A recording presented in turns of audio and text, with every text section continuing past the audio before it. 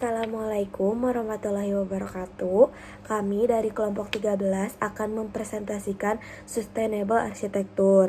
Sebelumnya, saya izin memperkenalkan diri dulu. Perkenalkan, nama saya Amanda Nisha Nadila, NRP 21 2021 169. Saya di sini bersama 4 rekan saya, yaitu Giskianing Joanita dengan NRP 21 2021 063. Lalu ada Irma Puspitasari dengan NRP 21 2021 071. Lalu ada Violita Hafsani dengan NRP 21 2022 047. Lalu ada Nirina Hasna dengan NRP 21 2022 167. Adalah sebuah konsep terapan dalam bidang arsitektur untuk mendukung konsep berkelanjutan, yaitu konsep mempertahankan sumber daya alam agar bertahan lebih lama, yang dikaitkan dengan umur potensi vital sumber daya alam dan lingkungan ekologis manusia, seperti sistem iklim planet, sistem pertanian, industri, kehutanan, dan tentu saja arsitektur. Arsitektur berkelanjutan merancang dan membangun bangunan untuk membatasi dampak lingkungan dengan tujuan mencapai efisiensi energi, dampak positif terhadap kesehatan, kenyamanan, dan peningkatan kelayakan hidup penghuninya. Semua ini dapat dicapai melalui penerapan teknologi tepat di dalam gedung. Ciri arsitektur berkelanjutan pada umumnya yaitu terinspirasi bentukan alam, adanya unsur pengulangan, elastis, lentur, dan mengikuti aliran. Mengapa arsitektur berkelanjutan begitu penting? Karena keberlanjutan dalam arsitektur tidak hanya berarti mengurangi pengguna energi dan limbah. Hal ini tidak dapat disegmentasikan ke dalam berbagai subkategori karena hal ini mewakili kombinasi faktor fundamental dan intrinsik yang berkaitan dengan keberadaan kita di planet ini. Pilihan yang membuat proyek arsitektur atau perkotaan ramah lingkungan bukanlah satu-satunya strategi yang bisa diterapkan. Dalam sebuah bangunan yang berkelanjutan harus mendefinisikan cara hidup orang-orang penghuninya, misalnya mengurangi penggunaan limbah dan energi, tidak hanya di lingkungan mereka sendiri tetapi juga di seluruh kota. Untuk yang selanjutnya yaitu konsep-konsep sustainable architecture. Terdapat 4 konsep dalam sustainable architecture. Yang pertama yaitu efisiensi penggunaan energi. Bangunan hemat energi dalam dunia arsitektur adalah meminimalkan penggunaan energi tanpa membatasi atau merubah fungsi bangunan, kenyamanan, maupun produktivitas penghuninya. Konsep bangunan hemat energi terdiri dari beberapa komponen, yakni sebagai berikut. Yang pertama yaitu memanfaatkan sinar matahari. Yang kedua yaitu orientasi bangunan utara dan selatan. Yang ketiga yaitu memanfaatkan penghawaan alami. Yang keempat yaitu memanfaatkan air hujan. Yang kelima yaitu memanfaatkan radiasi matahari secara tidak langsung untuk menerangi ruang dalam bangunan. Yang keenam yaitu mengoptimalkan ventilasi silang untuk bangunan non-AC. Yang kedua yaitu efisiensi penggunaan lahan. Menggunakan seperlunya lahan yang ada, tidak semua lahan harus dijadikan bangunan karena nantinya tidak memiliki potensi lahan hijau dan taman. Potensi hijau tumbuhan dalam lahan dapat digantikan atau dimaksimalkan dengan berbagai inovasi, misalnya pembuatan atap di atas bangunan. Dalam perencanaan desain, terdapat berbagai hal yang menjadi tolak ukur dalam menggunakan berbagai potensi lahan, misalnya seperti berapa luas dan banyak ruang yang diperlukan. Yang kedua, di mana letak lahan, di kota atau di desa, dan bagaimana konsekuensinya terhadap desain. Yang ketiga, bentuk site dan pengaruhnya terhadap desain ruang-ruang. Yang keempat yaitu berapa banyak potensi cahaya dan penghawaan alami yang dapat digunakan. Yang kelima yaitu menggunakan lahan dengan efisien. Yang keenam yaitu potensi hijau tumbuhan dalam lahan. Dan yang terakhir yaitu menghargai kehadiran tanaman yang ada di dalam.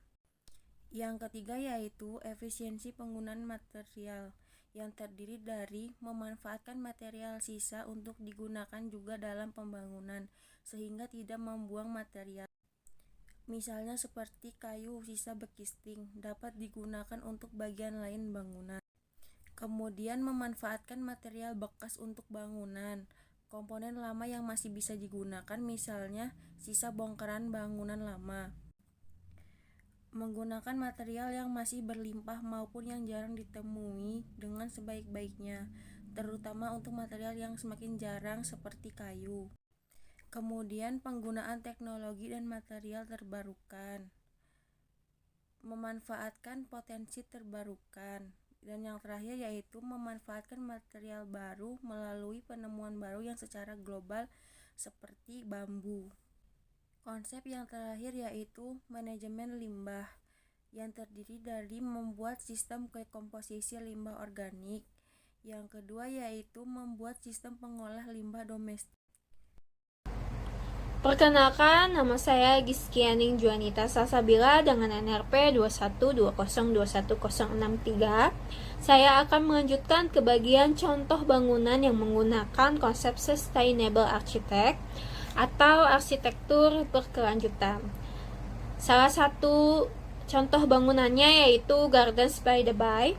Gardens by the Bay terletak di sebelah Marina Reservoir Singapura. Sejarah Teluk Marina. Pada tahun 1970-an, reklamasi dilakukan di Teluk Marina, yang menjadi sekarang adalah daerah Marina Center dan Marina South. Sewaktu proses reklamasi, daerah aliran sungai Teluk Air hilang dari peta.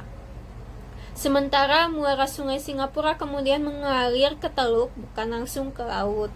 Tahun 2008, Marina Barrage dibangun mengubah Teluk Marina dan daerah aliran sungai Kalang menjadi penampungan air tawar di pusat kota, atau disebut Marina Reservoir, memberikan persediaan air, mengatasi kebanjiran, dan menjadi tempat atraksi baru.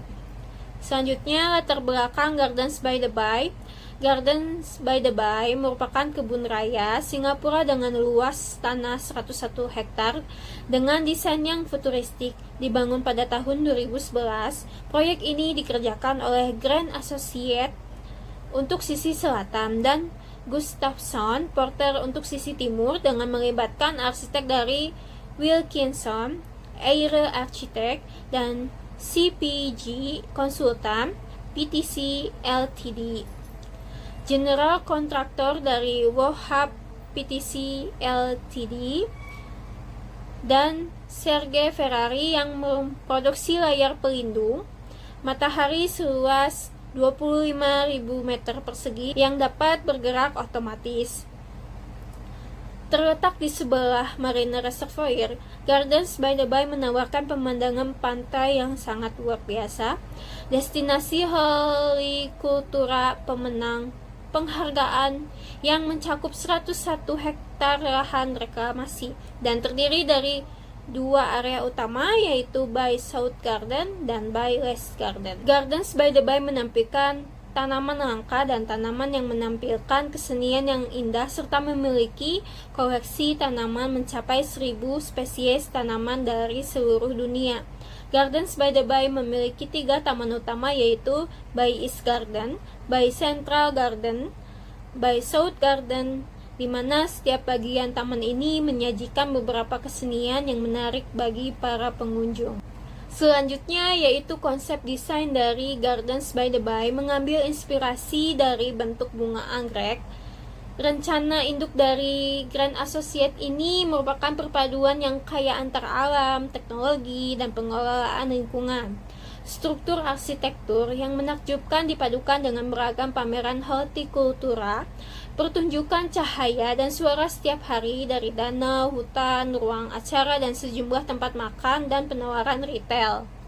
Keseluruhan rencana ini memiliki infrastruktur lingkungan yang cerdas. Terdapat jenis-jenis tanaman langka yang biasanya tidak dapat tumbuh dengan subur di negara Singapura. Jalan setapak penghubungnya yaitu membentuk batang bunga. Gardens by the Bay menerapkan desain yang berkelanjutan, seperti halnya pada pohon buatan yang besar, yang biasanya dikenal dengan super tree grove, dengan tinggi mencapai 22 meter sampai 50 meter, untuk menopang 162.900 tanaman merambat. Pada super tree grove juga terdapat sebuah panel surya atau teknologi photovoltaik, di mana pada saat siang hari panel surya ini menangkap panas sinar matahari dan menyimpannya. Energi panas surya ini diubah menjadi sumber listrik yang dimanfaatkan sebagai sumber penerangan pada malam hari. Beberapa super trees juga digunakan sebagai saluran pembuangan udara untuk konservatori atau disebut rumah kaca. Struktur vertikal bagian dalam yang menopang super tree terbuat dari beton bertulang, rangka baja yang menyeliputi beton bertulang membentuk batangnya. Panel tanam ditempatkan pada batang ini agar tanaman merambat dapat tumbuh di atasnya. Konservatori atau konservatorium memiliki struktur sistem ganda seperti grid shell dan lingkungan untuk memungkinkan cahaya sebanyak mungkin masuk ke layar yang ditanam dalamnya. Pada bagian cangkangnya rapuh seperti telur dan dirancang hanya untuk menopang beratnya sendiri dan berat kaca. Beban angin ditahan oleh lengkungan yang ditempatkan menjauhi permukaan selubung dan disusun secara radial sejajar dengan geometri grid shell. Kombinasi struktur ini menciptakan struktur bentang jernih yang khas dan ringan yang dianggap sebagai salah satu grid shell terbesar di dunia. Selanjutnya yaitu metode pada bangunan Gardens by the Bay, menggunakan metode berkelanjutan yang menerapkan konsep tidak merusak lingkungan yang ada, menjaga kelestarian terhadap lingkungannya. Dengan menggunakan arsitektur berkelanjutan ini diharapkan dapat memberikan makna kebudayaan yang berkelanjutan, budaya yang terus-menerus dan tidak terputus. Selain itu, dalam konteks bangunan dengan penerapan sustainable architecture atau arsitek berkelanjutan, agar bangunan tersebut memberikan kesan yang nyaman dan bertujuan untuk pembangunan berwawasan lingkungan, di mana memanfaatkan potensi alam semaksimal mungkin, penggunaan tumbuhan dan air sebagai pengatur iklim, pembangunan yang menghemat energi, dan penggunaan material bangunan yang mudah didapat. Sekian dari saya, selanjutnya materi akan dijelaskan oleh rekan saya yaitu Vio. Perkenalkan, saya Violita Hafsani, NRP 21-2022-047, akan membahas mengenai material, struktur, dan prinsip dari bangunan yang berada di Garden by the Bay. Jadi Garden by the Bay ini terbagi menjadi 3 kawasan. Salah satunya adalah Bay South Garden yang terbagi lagi menjadi 2, ada hutan super trees dan 2 konservatori berpendingin. Nah, 2 konservatori ini merupakan bangunan futuristik yang dirancang dengan pertimbangan kelestarian lingkungan. Konservatori ini dikenal sebagai Flower Dome dan Cloud Forest yang tercatat dalam Guinness World Records tahun 2015 sebagai rumah kaca terbesar dunia tanpa kolom yang mampu menampung lebih dari 250.000 spesies tanaman. Nah, setiap konservatori kaca berukuran 16.000 meter persegi dan terdiri lebih dari 333.300 panel kaca individual. Rumah kaca ini menggunakan kaca biome yang meniru iklim Laut Tengah dan gunung tropis. Tujuannya adalah menggunakan kembali energi yang dihasilkan dan mengurangi pemborosan energi semaksimal mungkin. Konservatorium memiliki struktur sistem ganda seperti grid shell dan lengkungan untuk memungkinkan cahaya sebanyak mungkin masuk ke dalam layar yang ditanam di dalamnya. Kemudian bebangan angin ditahan oleh lengkungan yang ditempatkan menjauhi permukaan selubung. Nah, kaca yang memiliki performa tinggi ini mampu menyerap 65% sinar matahari dan 35% energi panasnya akan digunakan untuk mengatasi efek rumah kaca. Lalu, struktur grid shell dirancang hanya untuk menopang beratnya sendiri dan berat kaca dengan lengkungan yang disusun secara radial. Great shell adalah struktur yang bekerja dalam tegangan, kerangka kisi atau kisi-kisi miring, dan masing-masing anggota struktural yang ditekuk. Yang selanjutnya adalah supertigraph, yang merupakan media tanaman merambat, tingginya adalah 22 meter sampai 50 meter. Strukturnya itu terbuat dari baja besi kokoh yang dibuat dengan desain agar tanaman merambat membentuk sebuah pohon raksasa. Taman ini rencananya bukan saja didesain secara horizontal, namun juga secara vertikal. Nah, caranya adalah memenuhi tiang-tiang dengan berbagai tumbuh-tumbuhan hingga ketinggian 50 meter. Keunikan dari supertigraph ini adalah sebagai penampung air hujan, tenaga surya, serta beberapa lain. Supertigraph-nya terintegrasi dengan konservatori yang berfungsi sebagai menara pemasukan dan pembuangan udara untuk membantu mengurangi suhu lingkungan dengan menyerap dan menyebarkan panas. Lalu, jalan setapak dan penghubungnya membentuk batang bunga, bangunan dan fasilitas lainnya berbentuk akar, sedangkan taman induk menyerupai bunga anggrek dan daunnya. Nah, struktur vertikal bagian dalam yang menopang seperti ini terbuat dari beton bertulang yang kemudian sekelilingnya akan dikelilingi oleh rangka baja. Nah, ini merupakan supertigraph yang mampu menampung air hujan dan memanfaatkan sinar matahari.